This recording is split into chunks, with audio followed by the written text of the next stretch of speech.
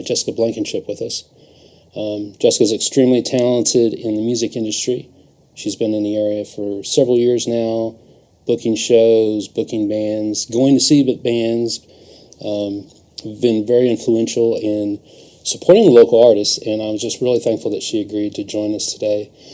She's got some great stories. She's excited about music. I want to pick her brain on a bunch of things, but the cool thing to learn about her is she is, this year, I guess 2022 is the year that you became executive director at the Kentucky Music Hall of Fame in Mount Vernon, and she's also the executive director of tourism in the same area. So we're excited to have Jessica tonight. So Jessica, take it away. Well, thank you so much for having me. It's an honor and a pleasure being here. Well, I appreciate it. I know before the show, I was kind of talking to you about what Musicians Forum kind of started, and you were talking about, hey, this would be great to bring to the Hall of Fame some of the ideas of training, bringing musicians along, and maybe you mentioned songwriting was a very key thing. I think that's important. Songwriting, the music business in general, not only learn how to play it, but also how to market yourself, how to write those songs, and then present yourself as well as a professional. And so whether you're going to be working as a sound engineer or you're going to be the performer on stage. And so the Kentucky Music Hall of Fame, I came on board, that was June 2022. So it's been over 6 months. It's felt like 5 years. Yeah, it literally has. And so I've enjoyed every minute of it. And one of my goals for 2023 is to create that learning facility. You're going to learn about the history of music. You're going to learn how to play the music, sing the music, but also the ins and outs. And so we were talking off the air about the clinics and stuff, and so that's something I want to thrive and try to get started, thinking outside the box. Right. Too. Well, so I've been in Kentucky for a long time. I'm originally from West Virginia. Don't hold it against me. Moved down here, went to school, and kind of just stayed in the area. Mm-hmm. One of the things that I've really enjoyed the fact knowing is the history of music and where all of these famous people that I grew up listening to were from here. And then now we're talking about famous people who are, you turn on the radio anywhere in the United States, in the world, you're going to hear somebody from Kentucky playing. Yeah. And the cool thing is, you're right in the middle of it at the Hall of Fame. Yeah. So I know, was it maybe a month ago that you had the Hall of Fame inductions? That was the end of October that we had the induction ceremony. So tell us about that, because that was so cool. That was hands down the most monumental experience I ever got to be a part of. And going back, like the Hall of Fame last year, we celebrated 20 years. So it opened up the doors 20 years ago, and I was actually involved back then. I was a student at Berea College helping with the historical research and stuff for panels and different things. And then as I progressed in music, I was doing music journalism. So I was attending the inductions and went to almost all of them, so I kind of got to know a little bit about it. Yeah.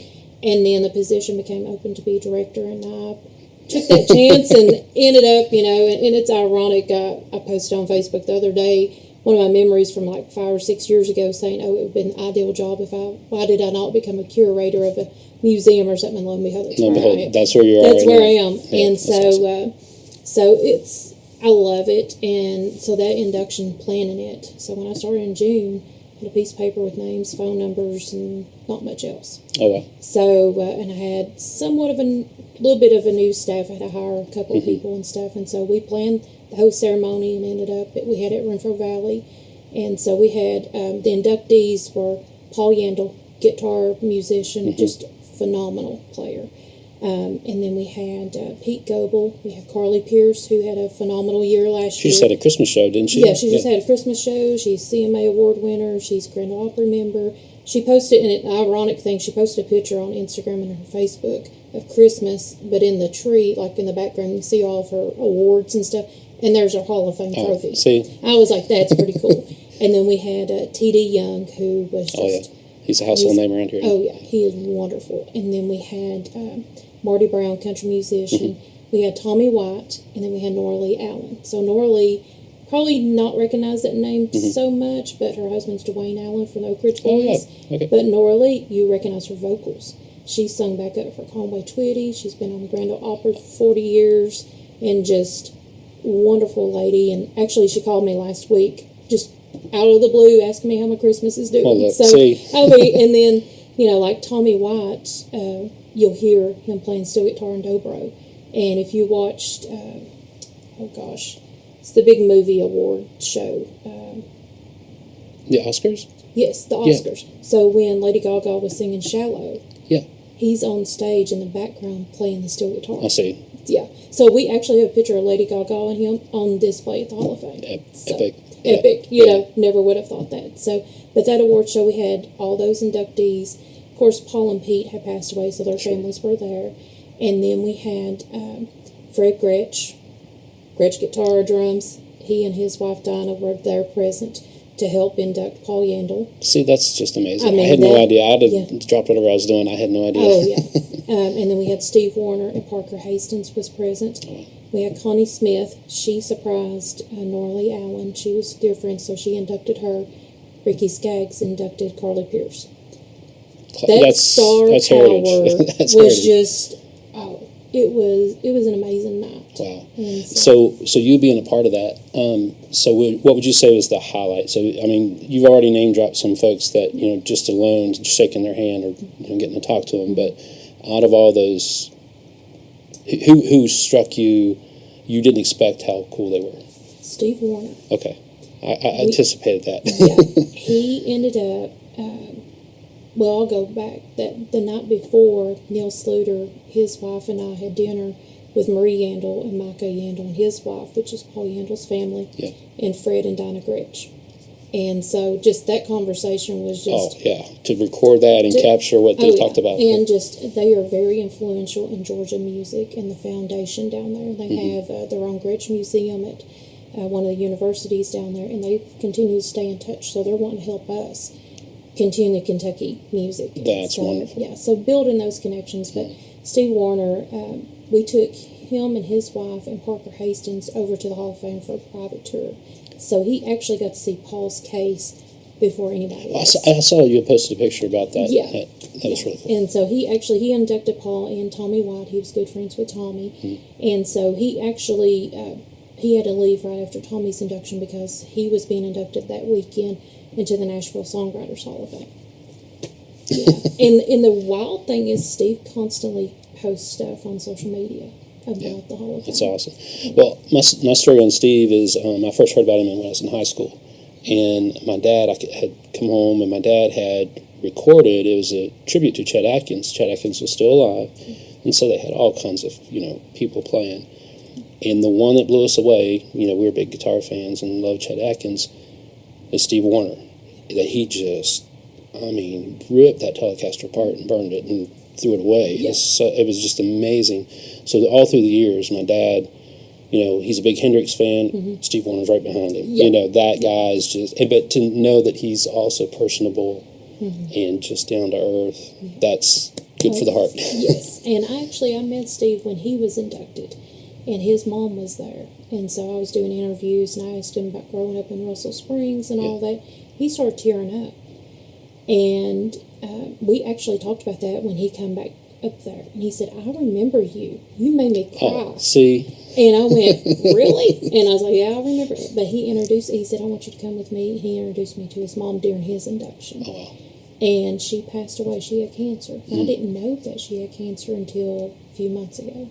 So she passed away like a year after his induction. And then also knew his niece, Jessie. She was in a band,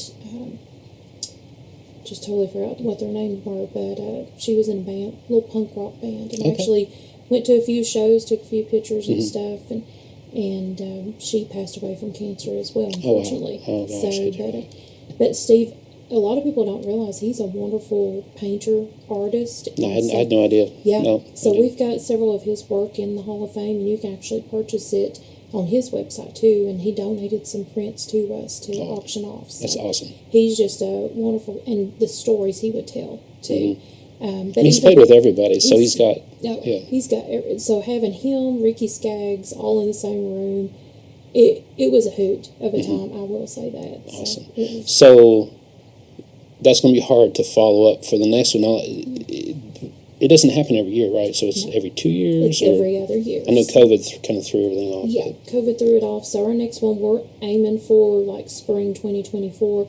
We had it in October this year because Carly Pierce's touring schedule and a few other things, and so it worked out. But I told them I would rather have it in the spring. That's when it's always have. That's kind of that awards type season. Sure. Plus, it's right before everybody goes on tour too as well. And so we're starting the planning process of narrowing down the list to make the decision. So is that a board-driven decision? Is that how it is, or is it open to public? You have public involvement in that? Or? So anybody, it doesn't matter who it is, they can submit a letter of nomination. Okay. And so the best thing I always tell folks is submit a not handwritten, but it can be typed letter of who it is, their accomplishments, what they've recorded, how they shine a positive light on Kentucky beyond Kentucky. Because everybody thinks that everybody needs to be nominated. But someone outside of the state lines may not know them. Yeah. And so so trying to, and they don't have to be country, they don't have to be country or bluegrass or gospel. Right. It's Music Hall of Fame. It's Music Hall of Fame. Right. And so originally it was Kentucky Country Music Hall of Fame. And we call it Loretta Lynn Way, and there's photos. And it says, donated to the Kentucky Country Music Hall of Fame. Well, the Country Music Hall of Fame down in Nashville actually, did a little cease and desist. So they realized, we need to take out the word country. And, Kentucky is more than country music. It is. And I was thinking about today, you and I were talking back and forth about doing an interview today. And I got to thinking, I'm not necessarily, when I go to play music, I don't necessarily put in a country album. Or station, but I can appreciate it, and I grew up around it, and I can name the names, and I can name the songs. So I typically don't move towards that genre when I listen to music that moves me.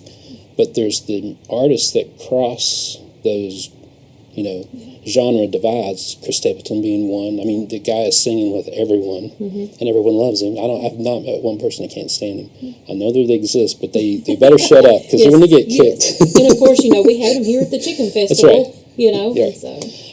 And Kip Jervis, he's awesome. Like he said, this guy's going to be big, and sure enough, that summer he blew up. And my claim to fame with Chris Stapleton, I'm the reason why he was late for Chicken Festival because I was interviewed. Thanks a lot. Yeah, about like 5 minutes, and so, but I did ask him what hair product he used. No. See, there you go. I mean, it was the most random, end of the interview type story. Yeah. So. Well, and when you talk about those, you got Jason Isabel, who comes here. He played in Whitesburg a couple of years back. A friend of mine, Greg Napier, had him there, and he, in the Whitesburg, I mean, you cannot get there from here. But he came here and still talks about it, loves, the hills of Kentucky. Then you've got Sturgill Simpson, all these guys that are popping up that are household names, not just for country or Americana, but just for good musicianship, good songwriting, good music. So when it comes to the Hall of Fame, I'm glad that it's not just that, because we have some great talented musicians. So. And you think of the late 90s, early 2000s, this central Kentucky, and even this area too, the rock scene was just huge. And of course you had Korn and Limp Bizkit and all those, that heavy, you had the heavy metal and you had the kind of groove. But during that scene, that's kind of where I got my start in music beyond country. I was in college and doing concert photography and music journalism, covering some of our friends' bands and all. And I was talking to one of them the other day. I said it was wild because you could have a punk band, a metal band, and then a hardcore band or maybe a rap rock band be the same fan base, and we would stay the entire show. Whereas a lot of times people will miss the opener, and I tell people, do not ever miss an opener, because that opener is going to be headliner of Arena or maybe Red Rocks or something. So, exactly. But you got folks, even now you got Nappy Roots, you got Cage the Elephant, you got Jack Harlow. I mean, we just had a group of kids come through, and somebody had asked me about Jack Harlow. I was like, yeah, and I just spit off something. Yeah. They went, what? And I said, honey, I'm country as cornbread, but I know me some Jack Harlow and all. And so the kids, you have to fine tune of what people are listening to now as well as the past. So we're preserving the past, but also honoring the future too. And so that's one of my goals is, we've kind of tend to think of Kentucky, we think of it on the bluegrass countryside, which is perfectly fine. Mm-hmm. I have my own website, KentuckyCountryMusic.com. Yeah. And so, but also, we've got so much that is the gospel, that is the the rock and roll, that is, rap. You have to embrace it all. That's right. The folk, all that. So, Yeah. but, you mentioned Sturgill. Look how every single one of his albums sounds totally different. Yeah, it does. Yeah. Tyler's the same way. I mean, who knows what's going to come. And that's great. Keep them guessing. Keep pouring out that music wherever it's coming from. Don't unhook. Yeah, Stay definitely. there. And that's why I'm glad that, you're awarding folks, but then also you're probably going to end up teaching folks that are going to come back, and they'll be coming back and saying, I got it here. I learned this here, If anything, and that's one of the things for this podcast, the reason I want to do it, is capture, stories, where you came from, what did you do, and then anything that comes from this, that if my son's 12, if he hears something down there while he's hitting the PlayStation around, he goes, wow, I heard my dad do that, and it inspires him to go do something, I'll do it, and that's what you're doing there. So that's my segue to ask you this. So when did it start? When did you say, music me? I love it. Goodness. I was born and raised, my grandma on my mom's side took me to church, a little country Baptist church, still goes down in Faber, down in Woodbine area, and learning those old gospel songs. They're still traditional to this day. Mm-hmm. And so I grew up in church, and then high school I started going to shows here and there. Mm-hmm. At my first concert, I was actually 5 years old, Tombstone Junction, Conway Twitty. Yeah. And then Mom and Dad would take us to go see him anytime he was performing in the area. It wasn't until I was in college, and it was my freshman, sophomore year, I was going to teach agriculture. No way. And I was going to go, be an ag teacher, and then all these ag teachers were retiring. A lot of schools got done away with FFA and with the agriculture program. So I thought, I better try something else. So I switched to business, but I still did ag classes, but then music got a hold of me. And I started going to concerts, bluegrass festivals, doing the rock scene, and literally Ralph Stanley to Sevenfold or any others. Well, so the thing that I got exposed to bluegrass. Great friend of mine in high school, grew up in West Virginia. Mm-hmm. His band was the Jesmer Brothers. Him and his brother, with his mom and dad, had a bluegrass band. Mm-hmm. He played banjo. His brother played guitar. Had harmonies, that genetic harmony thing that works really well. And they would go to all these bluegrass festivals. And he told me, he said, "You've got to go at least once." I said, "I can't stand that stuff, man. I don't get it." He said, "Just once." Mm-hmm. And so I went to one up in Ohio, and literally, the bands on stage were great. Mm-hmm. It's the jam circle around the camper where you got 23 musicians in a circle. You got 5 mandolin players, 6 banjo players, 2, and they all know their place, and they just go around for hours. And the talent, I went away going, okay, I missed something here. No one told me what the talent was in there. And so once you see that, you're like, okay, I need to reevaluate my place. So the next summer, he said, all right, you probably heard of this guy. His name's Bill Monroe. We're opening for him up in Ohio, just outside of Detroit, or Michigan, right outside of Detroit. Will you go with me? Yeah. Bill Monroe, this was about 6 months before he died. So he was so feeble, he could not stand up. He had broken his hip again the week before. But that guy, they got him off the bus. His son helped him off the bus, got in there to about 200 people in this little theater. And he got up there, and I thought, he's not going to be able to do this. He came up on the walker on stage, they pulled it away, and he opened his mouth, and oh my gosh, to this day I still get chills. That howl, and that, I was like, oh my goodness, I love bluegrass. Oh, yeah. So I could see where you're going to these festivals, that just... Yeah. And so, and right at the height of that was Oh Brother Where Art Thou got released. And all of a sudden, everybody was popular. And I was actually... become friends with several folks in Ralph Stanley's band. And so James Allen Shelton, which he passed away a few years ago, I contacted him. And I said, hey, I would love to sit and talk to Ralph and actually do an interview. I'm doing some research papers for college and stuff. Didn't think I would ever have a chance. You did not. That was my first interview, and that day I met him and J.D. Crowe. Oh, Yeah. How cool. Yeah, and so it was over in Olive Hill, and that was just, I was not even 20 years old yet, and getting to interview them, and, or no, I was 20, and so I took those interviews, did research papers, presentations, and all that in college, and so I had my presentation, or one of the papers, I mailed it to James.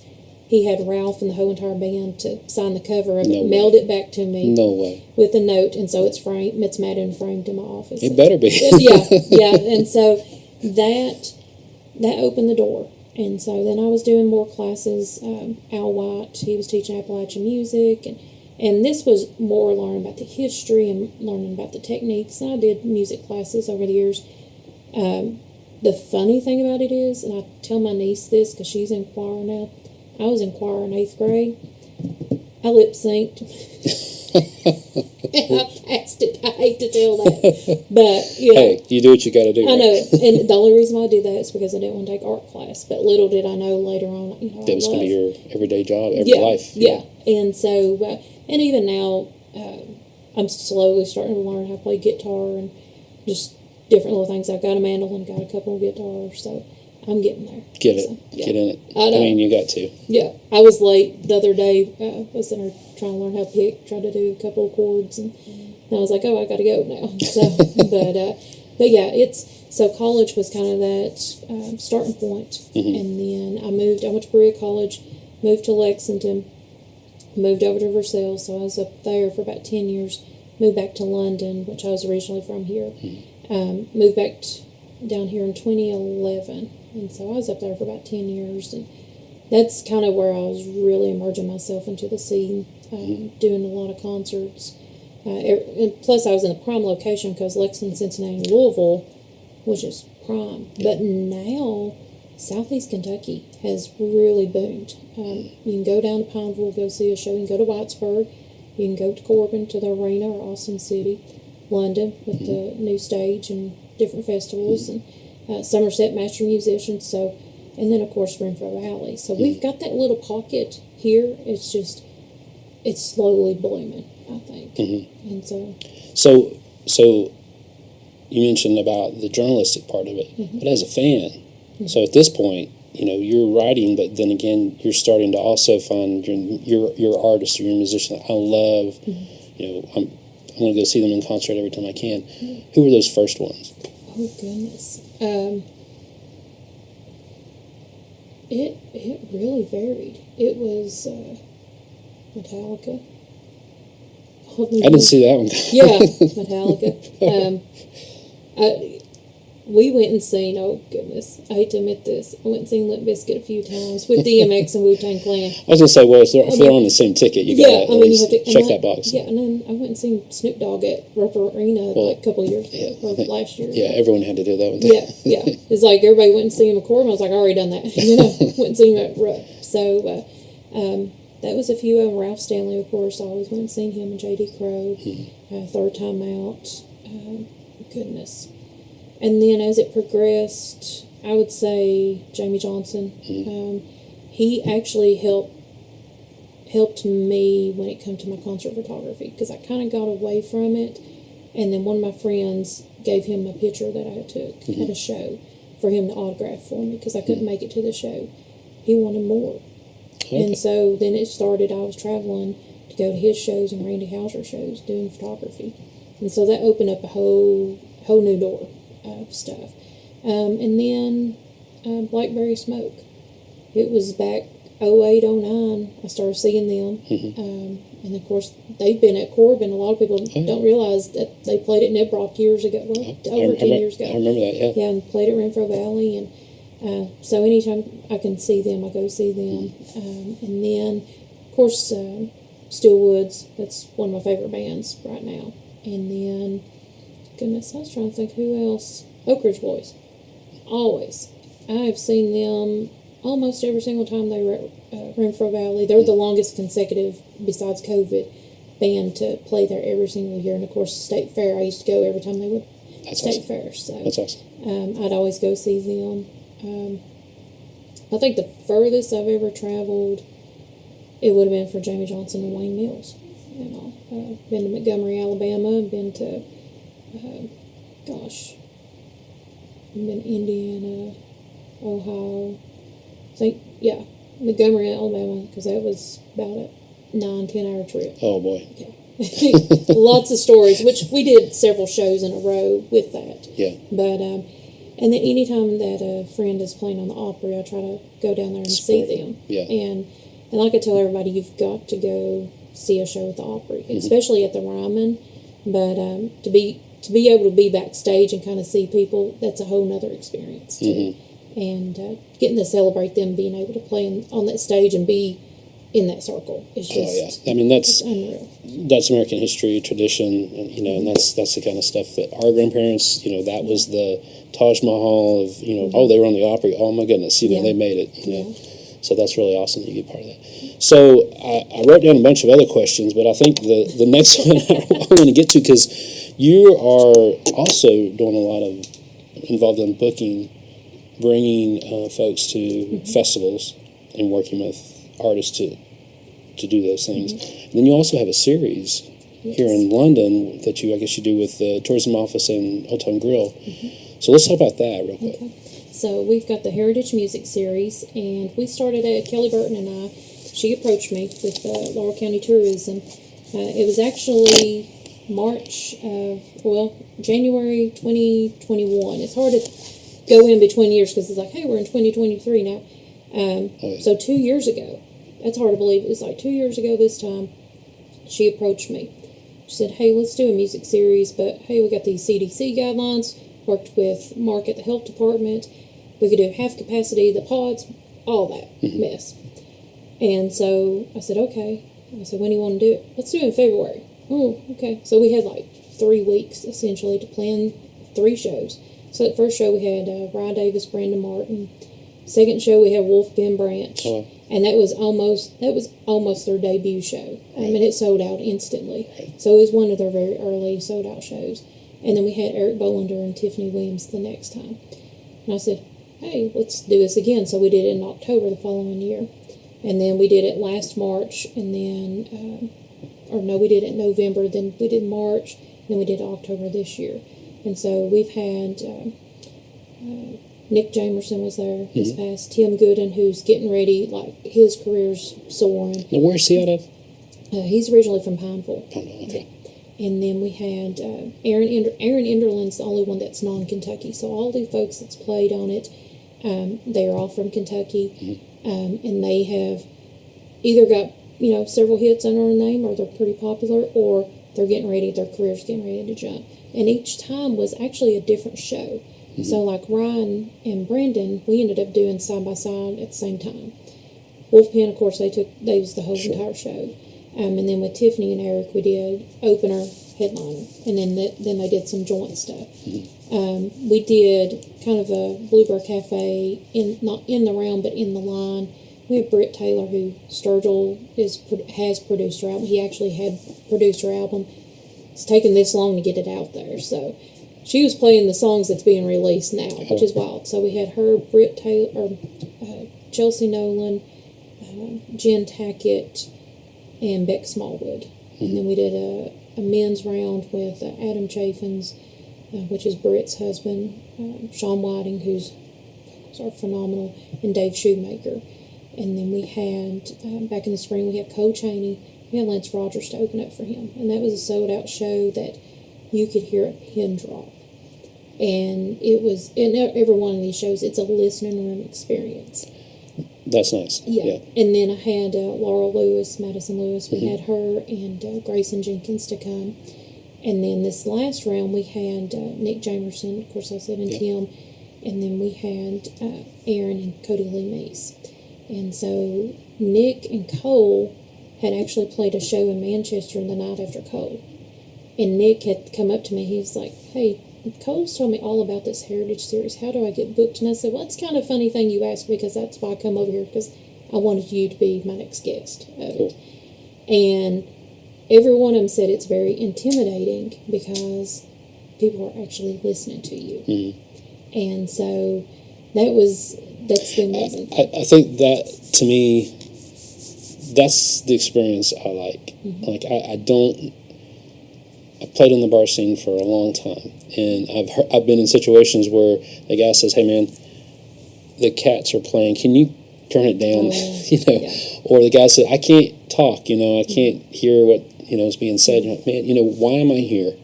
You're the background touch tunes filler, but live in person. And then the festivals where people are kind of walking by and they're craning their neck. Oh, this sounds pretty good. Oh, look, here's cotton candy. And they're gone.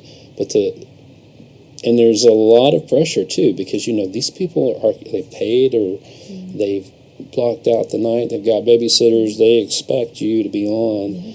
Entertain me. I've got and go. So there's appreciation of the fact that fans were there for you. There's also a lot of pressure. Yeah, and so it's we've had some amazing experiences. Cody Lee Meese had us all in tears. He's got a song about his grandma's passing, and he talked about the story and about her, and then presented the song. And I'm getting cold chills just thinking about it. But we had so many. Every single show there was that moment. And talking to Tim Gooden the other night. New Year's Eve, he opened up for Still Woods and Cole Chaney. That's a great opportunity. I mean, at the Caverns. Oh, wow. What a setting. That was just, that was an amazing night for New Year's Eve. And Tim said that was the turning point in his career when he realized this is what I wanted to do and this is what I'm meant to do. And he still works full time, but he's pushing to try to do the music thing too. And so it's amazing. And getting to have those moments, even Cole just hearing the audience sing back and getting to hear it back to Kentucky in pure silence too was just another amazing experience. And then Eric Bolender doing Purple Rain, that now Nita Johnson, every time she sees him, please sing Purple Rain. And the cool thing is, so I ended up taking several of those artists and I booked for the Sanders stage, which is more regional talent plus the contest. And so I brought a lot of those people back for that stage. So you got to have them back in the community as well. And so I do that. And then, of course, the Hall of Fame, been doing a singer-songwriter series. We're going to expand, do a little bit, more entertainment. We had our Kentucky Food Truck Championship, and I had artists playing at the Hall of Fame. Plus, we had T.D. Young and Rockland Road and Cindy Adams playing on the big stage. So there's a little bit of everything. But I also work with folks like John Greystone in Bell County, Tim Parks over in Clay County, and Tiffany Finley over in Somerset. We're always feeding each other's minds of, hey, you need to take a listen to this person, or hey, how's this person live, or would you book them, what's your experience? So we're always feeding off of each other, just ideas, bouncing them off and stuff. So. Well, this is a touchy subject because it's hard. It's really hard because it's one of the hardest jobs, and I've booked for. I've been on boards that have booked for community events, and I've been on specialized things that we've had to find someone to do something specifically for that event. And then you're planning, you're going, okay, I'm expecting a very diverse crowd. I need something that somebody can entertain, and the music is good quality. They're going to show up on time. They're not going to, do obscenities, or they're not going to embarrass the community or who we're representing. So that's a challenge. But for people to say, I can't believe they booked them, or why didn't they book so-and-so? And that's always the chatter before and after when you release here's who's playing next week. Well, I don't see, So that's the public side, but the musician side. So I know, like, folks watching this podcast will probably be 80% musicians. How do I get booked? Why no one calls me? Why can't I get on these things? And they obviously, might not know the secret sauce to get, folks like you your attention and say, I can handle a big stage. I can handle I can entertain them. Trust me. What bridges that gap for you? Is it because you see an artist live? Might be one thing. Is it their press kit? Is it their conversation on the phone? What do you look at and you say, okay, I'm going to trust them to do this thing for me? There's been several times that I have listened to the artist but never saw them live. But a lot of times it's actually seeing the artist live and say, hey, they're a good fit. A lot of those times is open mic nights. Prime example, Lance Rogers works up at he doesn't work, but he has his songwriter series at Bluegrass Barrel House in Richmond. Yeah. And so I go up there from time to time, and there was one night he does this songwriter spotlight, and then afterwards they have an open mic. So anybody can sign up, play. He and I are having a conversation. This kid goes up there, well, it ain't really a kid, it's a young adult, 20-something. And immediately I went, holy cow, who is this cat? And it shut us all up. And I said, who is this? It's Hunter Flint. I don't know.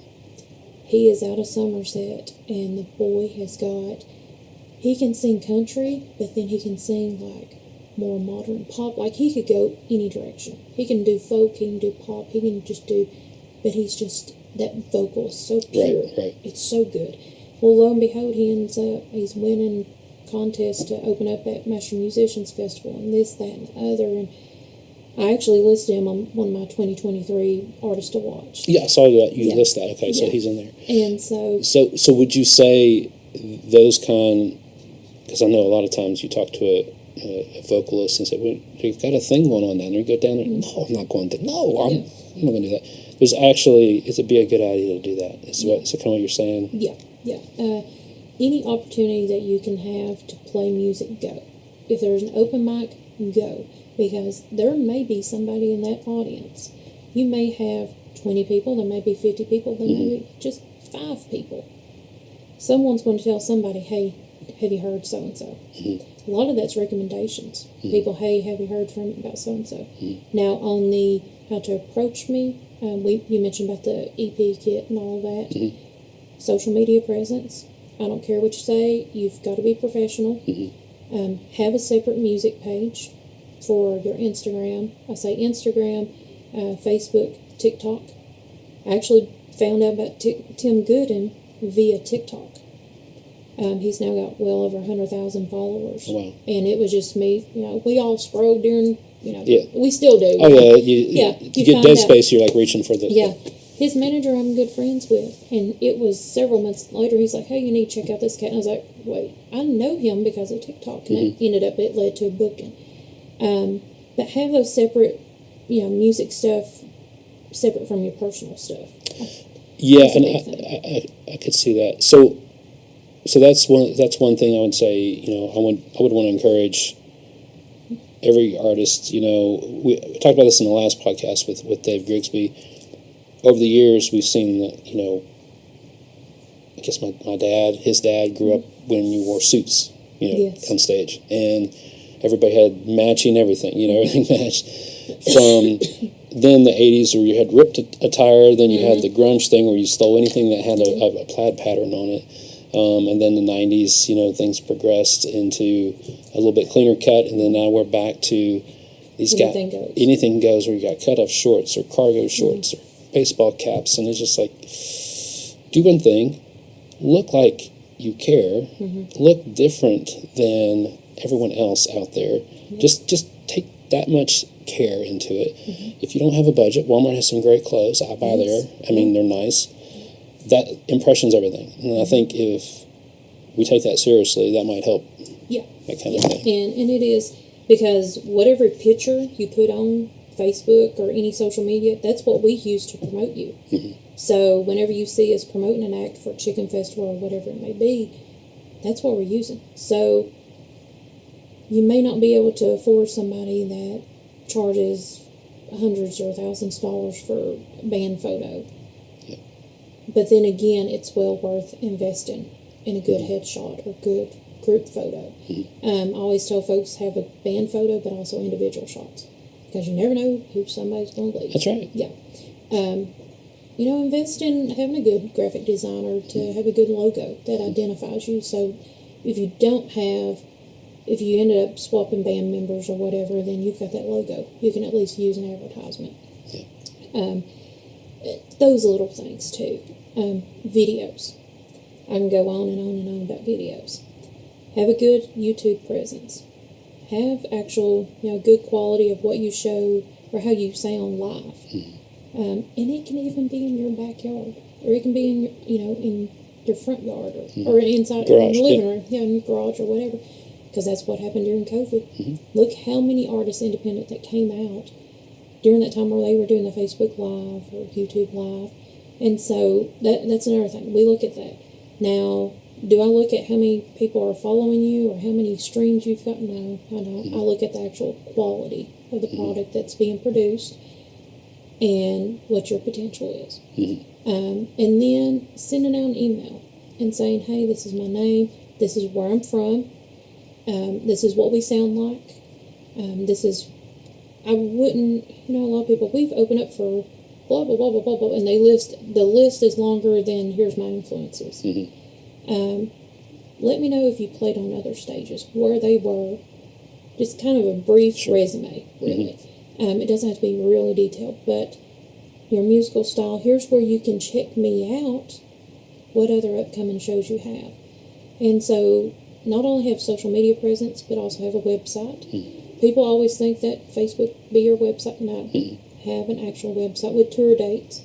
Have a simple bio. We've got so many people that write really, really good. Get up with them to write that bio and pay them to be good quality. I think because people that are journalists, people that work for the local paper or Rolling Stone, they are looking at that material to figure out, okay, where's that person from, what's their background, and formulate questions and that type of stuff for later on. Have a few photos, have, a little bit of merch. I'm thinking Shopify is what a lot of folks are using right now. Square for Shopify. Yeah. If all else fails, what the number one best way to advertise your band right now? Hit me up. I don't know. Sticker. A sticker? Really? Yeah, sticker. If you've got stickers, you can go, there's multiple websites that if you look at the back of my Jeep, it's full of stickers, and it's mainly music stickers. But that's the new calling card right now, is a sticker. See, I learned something cool. Yeah. I had hoped that my daughter's got stickers on everything, and if there's a free one, she grabs it. And I tend to think that they have a pulse on what's going on. So, makes sense. Stickers. That's the biggest thing right now. Guitar cases. I couldn't tell you how many times if someone posts a picture and it's with their guitar case or, whatever instrument case that they've got, and there's my Kentucky Music Hall of Fame or Kentucky Country Music sticker, I always thank them for that. Okay. But also you can, I would also do business cards as well, just simple contact info, and that way when you do meet, if you're at that open mic and there's that one person that books something, here's my contact info. Let's talk. That's it. And I think a lot of times we just assume folks will hit Google or do the Facebook search. They're just lazy. They won't do it. Give them something immediate. It has to be immediate. They won't remember you when they get in the car. Yeah, and it'd be a picture of your name. And make sure that all your social media tags are the same. So if it's Taylor Smith music, I don't even know what Taylor Smith is. Taylor Swift. And have it on your music page that it has your name, first name, last name, music. If you're just going to be solo for right now, unless you got a band name or something.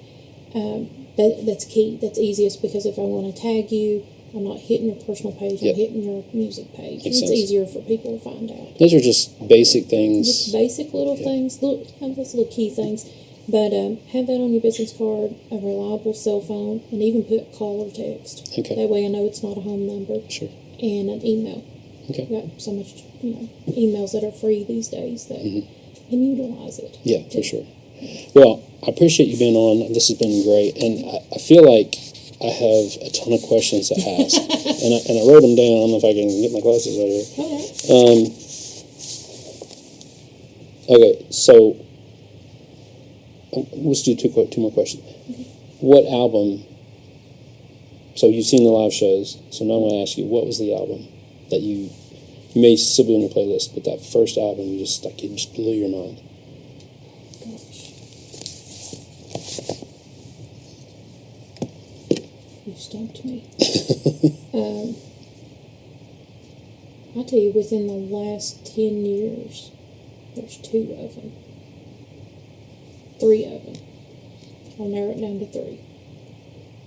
Jamie Johnson's That Lonesome Song. Okay, yeah. From beginning to end. Just the production of it, and it was all live in the studio. Of course, I'm always going to say Waylon, so he's not in the top 3. So I love Waylon. We could just assume. Yeah. I love Waylon too much. I even got him tattooed, But anyway, Sturgill Simpson's Meta Modern Sounds, country music. I got to see Sturgill at Zanzibar, like 3 weeks before the album was released. There's only 25 of us there. His dad was there too. That's nuts. And we got to talk. He did solo acoustic, and we talked afterwards. And he's like, "Yeah, I've burned bridges." He's like, "I don't know if I'll ever get to play in Lexington again." Of course, we've seen him play there several times, and he's like, "Honestly, if this music thing doesn't work out, I'm actually gonna have to find a new job." He was like dead He serious. was right there at the edge. He was right there at the edge. Wow.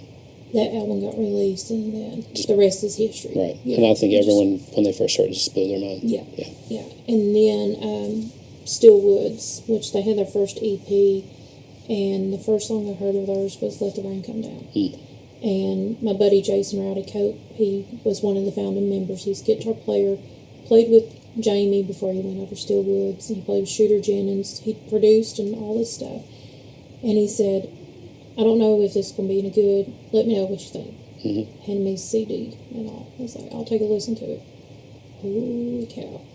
And then I handed over to Froggy, WFK Wild of Frankfurt. I still do their National News Roundup program director, and I handed it to him. I said, "I think you'll like this."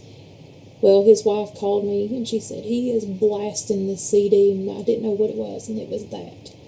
That led to Stillwood's very first radio interview, which was at Froggy. Every single song, the first airplay has been at Froggy, and also it's always been a real good connection. And Rowdy actually passed away from diabetes. It'll be 2 years ago this month. And so, but still was their career. It's like he kind of planted that seed, and they're working on another new album. This will be their fourth one. And just, New Year's Eve was like, it was that turning point, I think, in their career.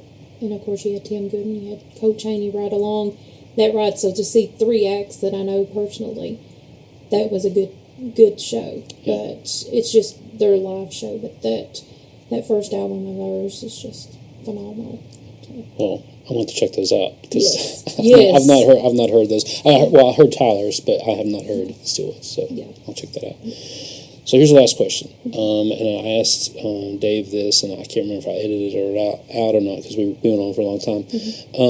But where do you see it going? I mean, so you were talking earlier, I guess you came to London around 2010. And about that time, between 2008 and 2010, there was a lot of rock and roll going on around here. In fact, I ran across this just last week talking to Alan Reed over at the coffee shop here in town. Did not know Alan was in all these bands. And he started telling me all these bands, the Seas, and I mean, you got Richard and Michael and Logan and all these guys, Nathan and all these guys that he worked with. And he said there was such a big scene at that time, and you're talking, I guess, maybe even as early as 2005, 2006, that they were playing these places and going, and then all at once, everything just like, gone. But these guys are still around. I would do anything to hear the Seas play again. Like that was, to me, I enjoyed it. And we opened for them once, and I still think about it, how cool that was.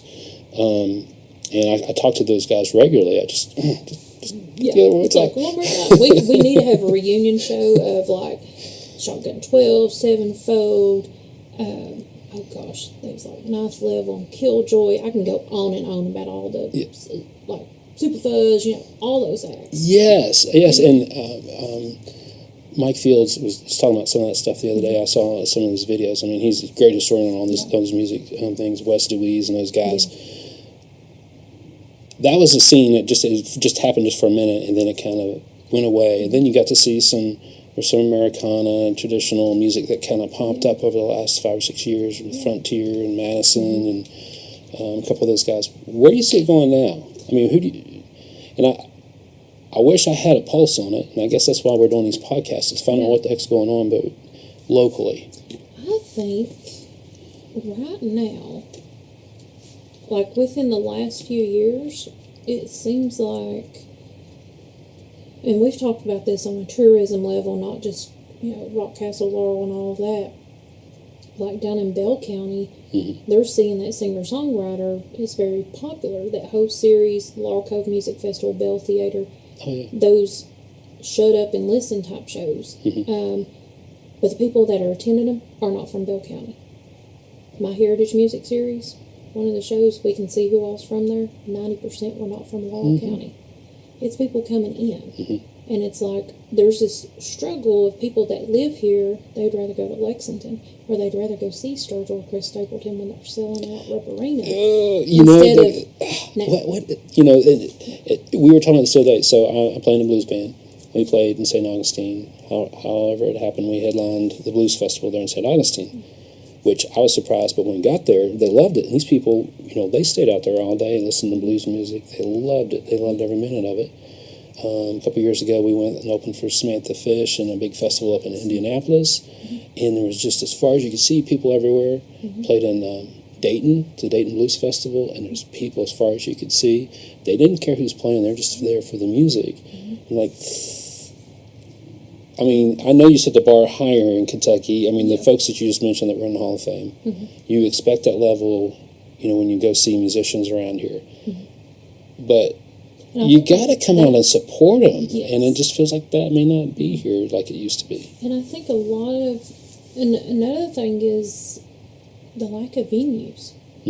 Of course, now it's starting to slowly come together. You mentioned it, like you got the town center, you got Butcher's Pub is doing it, Austin, national level stuff going in Corbin, but then the library is bringing in some great folks. Yeah, You're bringing in folks over at the Hills, so. Yeah, so it's finding that happy medium. Of course, Somerset's got the Virginia, so they're bringing in some awesome. regional and national acts there. I think all of a sudden, 2022, we had everybody's coming out of that post-COVID, and then everybody's going to concerts. Of course, New Year's Eve was my 100th concert. I even had to look. I'm like, am I really? And the only reason why I even keep track is to find out who played where and to see how far they've come along. Or if they've, you know, who have I seen who I need to actually go back and go see a show. And that's the only reason why I, you know, keep track of any of that.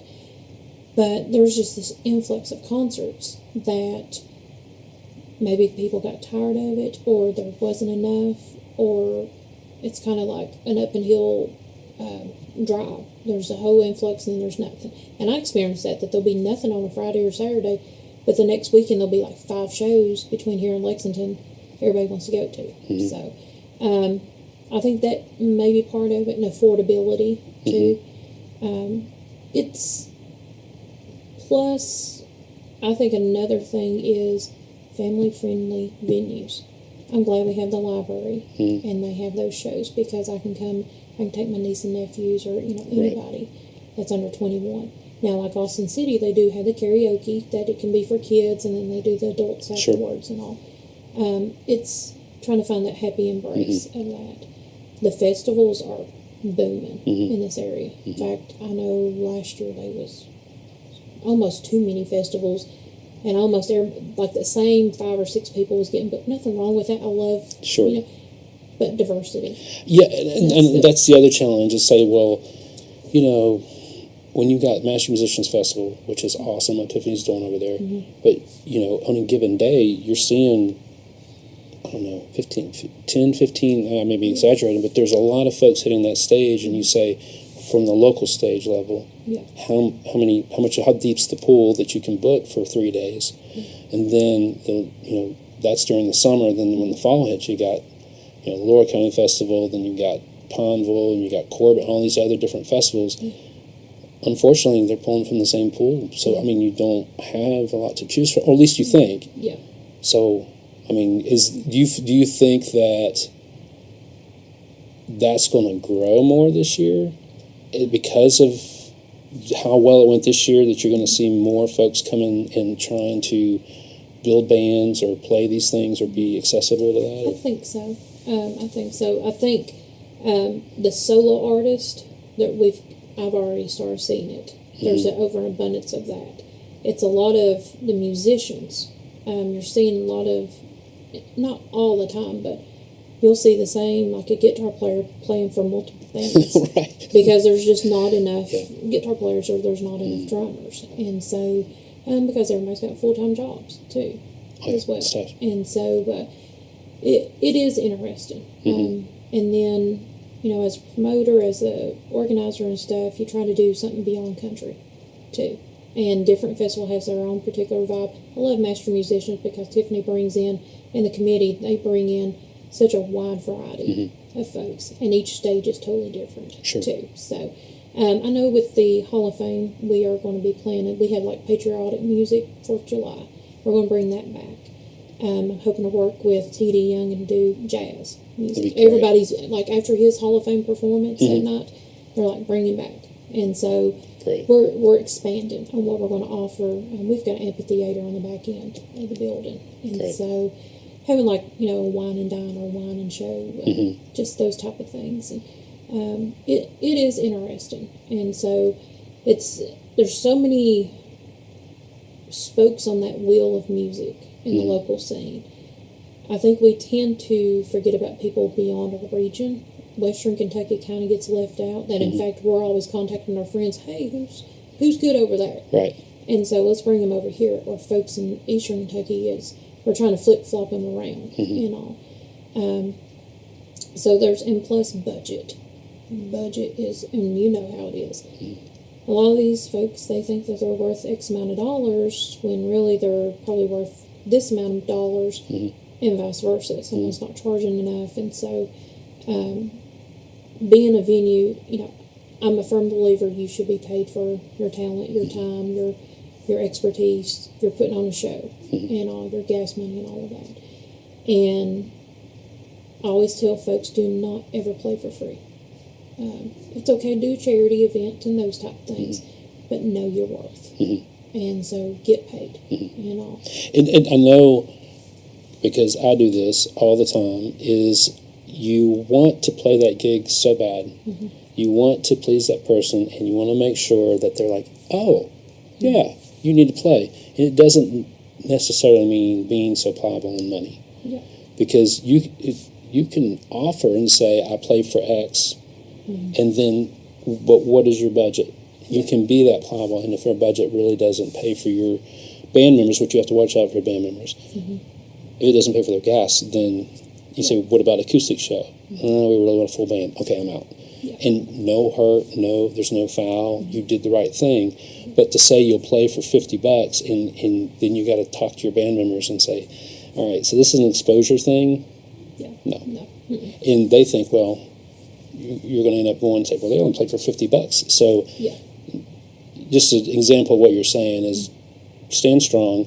If you're not worth the amount of money they're willing to pay, you also be really honest and say, this may not be the gig for me. I'll pass on it.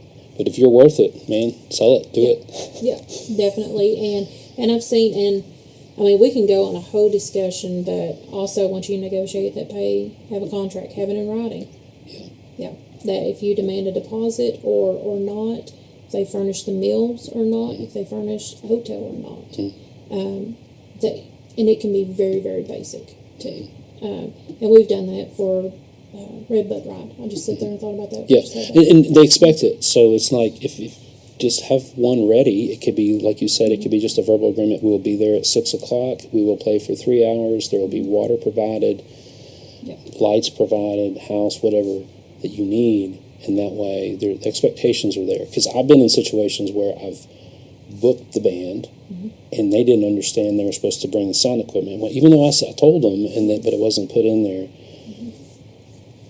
When you put in writing, everybody understands we're on the same page. Everybody knows, and I always make sure, both parties sign off, and then, who you make the check made out to, and if you are legit, want to do this music thing, you better have a checking account, because a lot of times you're going to be paid. Also, get PayPal and get Venmo, because a lot of venues now, they're paying them that way, too. Yeah. If you want to leave paid, you better have everything accessible for them. Yeah. Good deal. Well, I appreciate, Jessica, having you here. It was an honor to have you. I mean, we could go for hours because the sheer fact of all the shows, I want to hear about all those shows you went to because I feel like sometimes I miss out on good stuff. I see the pictures like, I had no idea. Yeah, yeah. And for me, that is one thing I plan on doing this year is promoting more. Hey, listen to this show, or this is a good opportunity to come up, and really try to promote more of our musicians. Well, I think if you think about this, I think you talked about doing a podcast or whatever. I think anything that you do up there, pass it on to myself. I know Nona over in Somerset. She'll share things. We'll get the word out there and help you, because I think what you're doing is wonderful. It's exciting to hear. You're bringing in youngsters over there. I like the fact that Amanda's teaching, or Amber's teaching the kids up there. Gosh, they need to learn to sing. Yes. They need to learn that traditional stuff. They need to learn that. She's doing the full gamut with them, and it's great. Yeah. She's doing even like opera music and Christmas. We just had the Christmas show and stuff. So pop music and country. She's doing it all. That's great. And it's not only just youngsters, but even older folks too. So. But we I love you to, doing your podcast too. Well, I'm excited that you were able to fit you in today, and we just look forward to hearing great stuff from the Hall of Fame and also from the whole Renfrew Valley area. And we'll just stay in touch. Of course, I'll run into you all summer. We ended up, I don't know how many times we bumped into each other, so it's great. Oh, yeah. So, again, thank you very much. Thank you. Thank you. Appreciate it.